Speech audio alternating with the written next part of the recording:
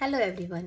आज का हमारा टॉपिक है भगवान का हिसाब। भगवान का हिसाब एक एक चीज़ का होता है। आप सोच भी नहीं सकते, वो हर चीज़ का लेखा जोखा रखते हैं। हमारी सोच से वो बड़े हैं। ये कहानी इसी को साबित करती है। ये कहानी दो राहगीरों की है जो कि मंदिर की सीढ़ियों पर रात को इंतज़ार कर रहे थे सुबह की बस पकड़ने के लिए, और बस पकड़ के वो सुबह दूसरे गांव में जाते, वहाँ कमाने के लिए जाते। तो एक के पास 3 रोटियां थी और दूसरे के पास 5 रोटियां थी। तो उन्होंने सोचा था कि जब रात हो जाएगी तो हम बराबर बांट के 4-4 रोटियां और खा लेंगे। जब वो खाना खाने चले तब तक वहां से एक तीसरा राहगीर गुजरा। उसे भी वहीं से बस पकड़नी थी। तो उसने कहा कि मुझे भी भूख लगी है, आप लोग अपने में खिला लें मुझे। इन्होंने कहा कि ठीक है, हम बराबर बराबर बांट लेते हैं। लेकिन समस्या क्या है कि हमारे पास तो 8 ही रोटियां हैं और हम 3 हैं, तो कैसे खाएं। तब एक ने सलाह दी कि हम 8 रोटी के 3-3 टुकड़े कर देते हैं। इस तरह 8 रोटी के 24 टुकड़े हो गए और तीनों ने 8-8 मिलके टुकड़े खा लिए।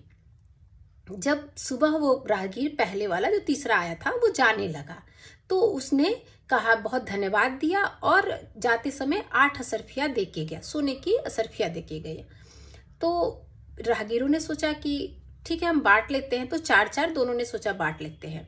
तो दूसरे ने कहा कि तुम भी 4 ले लो और मैं भी 4 लेता हूँ।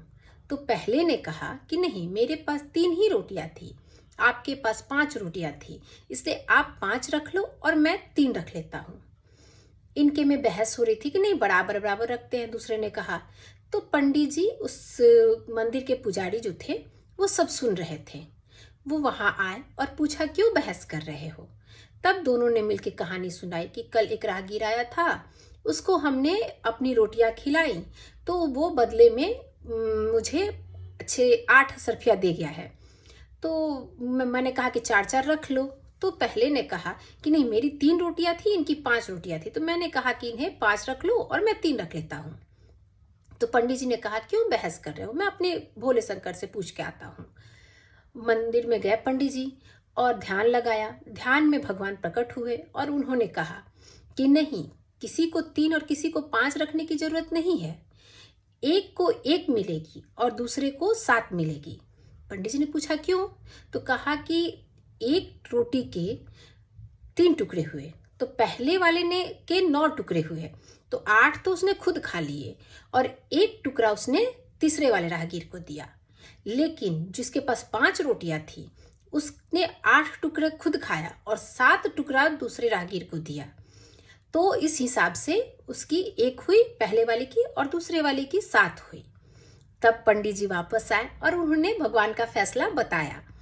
दोनों ने भगवान का फैसला माना और 1 रोटी वाले ने 1 गिनी, 1 असरफी, और 7, जो जिसके पास 5 रोटियां थी और 7 भाग दिया था, उसने 7 असरफियां रख ली। तो आप सोच ही नहीं सकते, छोटी सी कहानी कितनी बड़ी बात बताती है कि भगवान के पास हमारे हर कर्मों का हिसाब होता है।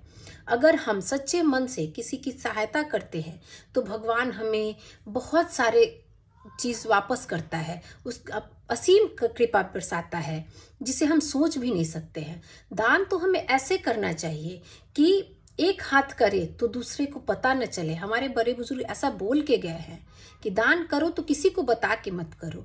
आजकल तो लोग दान करते हैं, सोशल मीडिया पे डाल देते हैं, दिखावा करते हैं। वो दान नहीं है और ये आपके कर्मों का लेखा जोखा लिखा जाएगा। ये आपके सही कर्म नहीं है। किसी की सहायता कर रहे हो तो दिखावा नहीं करो, सच्चे मन से करो। धन्यवाद।